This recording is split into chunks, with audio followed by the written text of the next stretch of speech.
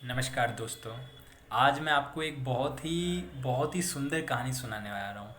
अब आप सोचोगे कि आप ये वीडियो क्यों देखोगे, इस कहानी से आपको क्या सीख मिलेगी।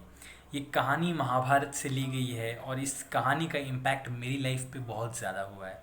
इस कहानी से मैंने बहुत कुछ सीखा है और बहुत कुछ मैंने अप्लाई करने के लिए सोचा है। तो मैं ये कहानी आपके साथ शेयर करता हूँ। आप भी ज़रूर देखें, सोचें कि क्या इस कहानी से आप कुछ सीख कर अपने लाइफ में क्या आप कुछ परिवर्तन ला सकते हैं। ये कहानी है महाभारत की। जब महाभारत का युद्ध खत्म हो गया, महाराज युधिष्ठिर जो कि राजा थे पांडवों की तरफ से, वो जब जीत गए थे, जीतने के बाद सिर्फ 10 योद्धा बच गए थे, लेकिन फिर भी उन्होंने राज्य किया। 35 साल लगभग किया राज्य उन्होंने। फैक्ट्स पे मैं नहीं जाऊँगा, मैं उस कहानी की सीख के ऊपर मैं जाऊँगा बेसिकली। तो जब वो राज्य करके फिर वो सोचे कि चलो अब स्वर्ग की ओर चलते हैं, और सब ने ठाना कि स्वशरीर सब लोग स्वर्ग की ओर जाएंगे। तो एक पहाड़ से होके रास्ता जा रहा था, तो वो सब चले और सब ने डिसाइड कर लिया था कि कोई भी, सबका ये अकेला जर्नी था, मतलब कोई भी किसी का भाई सगा कुछ नहीं है ऐसा।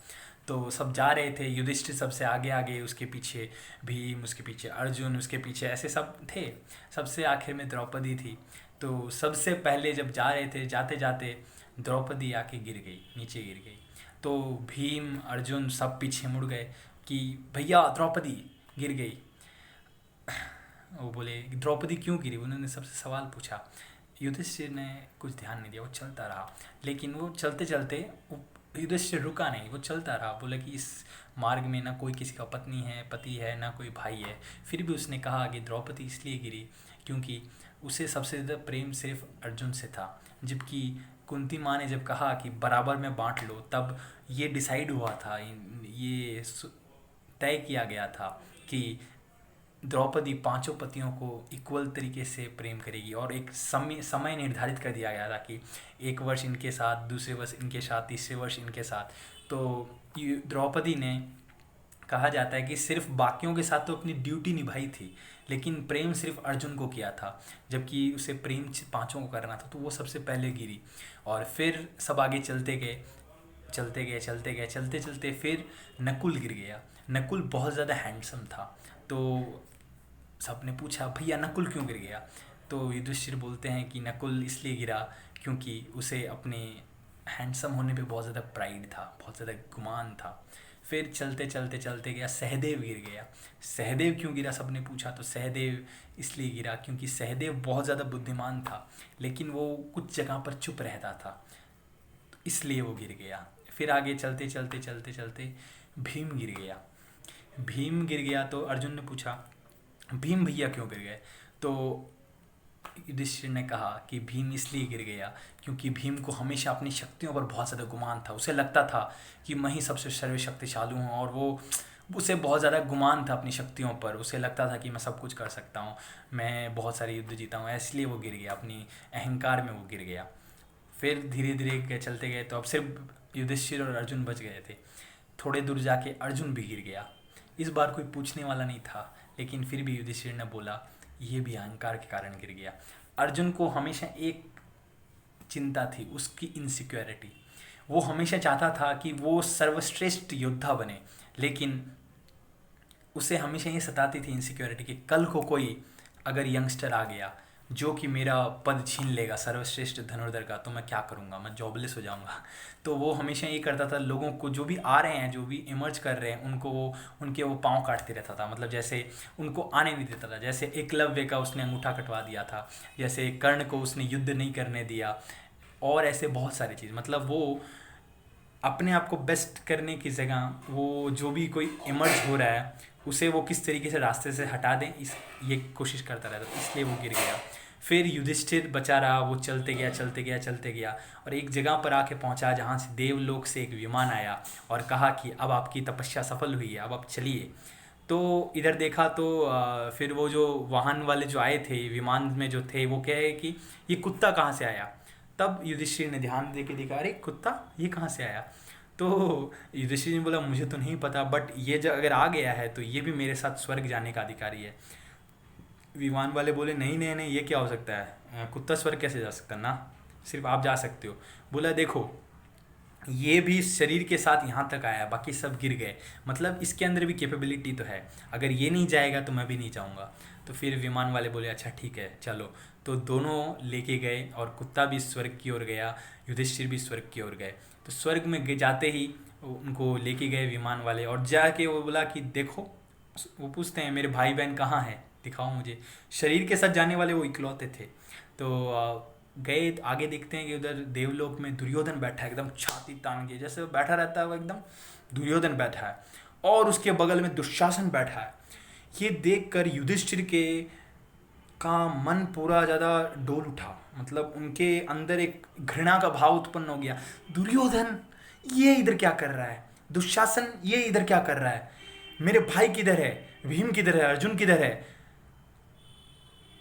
उनकी बौखलाहट देखकर विमान वाले बोले आप थोड़ा शांत रहें, मैं आपको उधर भी ले चलता हूँ। तो फिर उनको लेके चला जहाँ पे उसके भाई और बहन थे, भाई और पति पत्नी सब, जो द्रौपदी एंड सब ऑल थी। लेकिन जब वहाँ गए, लेके गए, तो उधर से बहुत अजीब अजीब आवाज़ें आ रही थी, ऐसा शोर सुनाई दे रहा था। इतने में युधिष्ठिर बोला अरे ये तो पांचाली का शोर है, ये तो पांचाली की आवाज़ है। क्या द्रौपदी को आप यातनाएं दे रहे हो, आप क्या कर रहे हो उसके साथ, मुझे बताओ। अरे ये तो अर्जुन का स्वर है, क्या हो रहा है अर्जुन के साथ, मेरे भाई अर्जुन के साथ क्या हो रहा है। नकुल, सहदेव, भीम, सबको उसने देखा, नरक की यातनाएं वो भोग रहे थे। तो वो विमान वाले से पूछते हैं कि ये क्या यही न्याय है, क्या यही धर्म है, इनको आप यातनाएं दे रहे हो और जिनको यातनाएं देनी चाहिए आप उनको उधर रख रहे हो, ये क्या हो रहा है। तो विमान वाले बोलते हैं जी देखिए हमारा तो काम है, हम टैक्सी ड्राइवर हैं जी, हम तो यहाँ से यहाँ आपको पहुँचा दिए, अब जो लेखा जोखा करते हैं आप उनसे पूछिए, हमें तो नहीं पता। आप चलिए, आपको स्वर्ग में जाने का आज्ञा दिया गया है तो मैं आपको स्वर्ग ले चलता हूँ। युधिष्ठिर कहते हैं अगर मेरे भाई बहन इधर रहेंगे, मेरे भाई, मेरे पत्नी पति सब यहाँ रहेंगे, तो मैं उधर जाके क्या करूँगा, मैं भी यहीं रहूँगा। तो उसने नर्क में रहने का स्वीकार किया। इतने में देवराज इंद्र और बाकी सब आ गए। तो उन्होंने पूछा कि ये क्या हो रहा है, क्यों हो रहा है। तब उन्होंने कहा कि देखो, जब तक महाभारत का युद्ध था, जब तक वो शरीर में थे आप, ठीक है, जब तक दुर्योधन आपका शत्रु था, दुर्योधन दुशासन सब आपके शत्रु थे जब तक युद्ध था। लेकिन जिस दिन वो मर गए उसके बाद से शत्रुता खत्म हो जानी चाहिए, लेकिन आपके अंदर एक बीज, घृणा का बीज आपके अंदर रह गया है। तो युधिष्ठिर अपने अंदर अंतर्मन में झांक कर देखता है और उससे पता चलता है कि वो जो बीज है घृणा का, वो भी कभी ख़त्म नहीं हुआ था, वो दब गया था। लेकिन अगर उसे पानी दिया जाता तो वो फिर वापस शत्रुता का बीज वापस उभर आ जाता। तब युधिष्ठिर ने अपनी आंखें बंद की और ध्यान में मग्न होकर उस एक बीज को, शत्रुता के बीज को, उस घृणा के बीज को ख़त्म करने का प्रयास किया। और जैसे ही उन्होंने ख़त्म किया, एक आवाज़ आई, जय हो, जय हो, जय हो। जय का मतलब होता है जब कोई अपने अंतर मन पर जीत पा लेता है। विजय का मतलब होता है कि जब कोई बाहर के मटेरियल वर्ल्ड में जीत पाता है।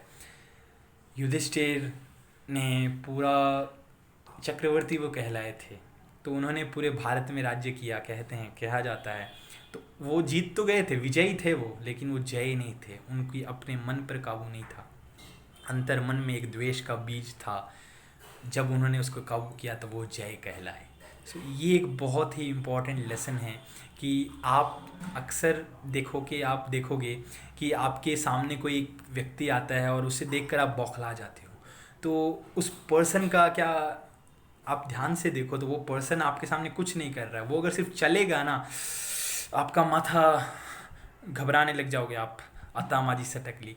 ये क्यों हो रहा है, क्योंकि वो पर्सन के कारण आपके अंदर एक द्वेष है, उसके बारे में आपके अंदर एक द्वेष की भावना है, जिसके कारण आपको बहुत ज़्यादा, तो in a way that person is controlling you. In a way उस पर्सन के हाथ में, उस व्यक्ति के हाथ में आपको काबू में करने की डोर है। तो अगर उस मन पर हम जय पा लें, उस द्वेष पर हम जय पा लें, तो कोई आपको काबू में नहीं कर सकता। आप अपने बकाबू में रहोगे, आप अपने कंट्रोल में रहोगे, कोई आपको गुलाम नहीं बना सकता। सपोज़ आज आपको सामने कोई भी आके कुछ भी कह दे और आप पागलों की तरह बिहेव करने लगे, उस पर्सन से इतना ज़्यादा आप इरिटेटेड हो जाओ, तो इसमें उस पर्सन की कोई गलती नहीं है, क्योंकि आपने अपने मन का कंट्रोल का, आपने अपने आप को इरिटेशन का जो भी कंट्रोल है उसके हाथ में दे दिया। वो जब रिमोट दबाएगा तब आप इरिटेट हो जाओगे। तो ये सबसे बड़ी गुलामी की निशानी है। तो इस कहानी से मुझे बहुत बड़ी सीख मिली और मैं आपके साथ शेयर करता हूँ। मेरा सिखाने का कोई मतलब नहीं है, मैं बस शेयर करना चाहता हूँ जो मुझे सीखने को मिला। तब से मैं अपने अंदर के मन में, अंतर मन में, हर एक द्वेष की भावना जो भी मेरे अंदर है मैं उसको मिटाने की या सबसे कमाने की कोशिश करता हूँ ताकि मैं भी जय हो सकूँ। नमस्कार।